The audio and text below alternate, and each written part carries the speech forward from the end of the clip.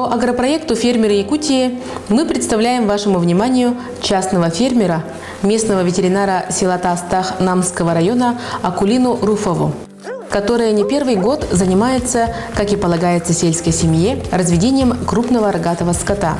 Но стоит отметить, что скот у Акулины Иннокентьевны непростой, а самая настоящая порода якутского скота, который издревле считается самой выносливой в суровые зимние периоды. Якутская корова – коренная порода крупного рогатого скота Республики Саха-Якутия. В начале 20 века ее стали скрещивать с холмогорской и сементальской породой, вследствие чего нарушилась чистокровность. Но тем не менее, данная порода – неприхотливое животное, дающее вкусное молоко и мраморное мясо. Северная корова появилась 6-7 столетий назад на северо-востоке Азии. В наше время разведением животного занимаются не только в центре Якутии, но и в центральной якутской равнине, известной своими луговыми степями.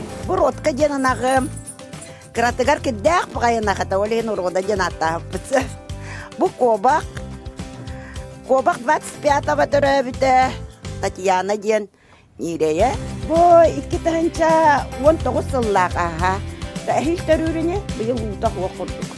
Коровы хорошо переносят жару и морозы, практически не болеют туберкулезом, лейкозом и другими инфекционными заболеваниями, характерными для крупного рогатого скота. Продукция отличается высоким качеством и считается одной из лучших в мире за счет большого содержания белка и полезных веществ. Следите за новыми сюжетами агропроекта «Фермеры Якутии». До новых встреч!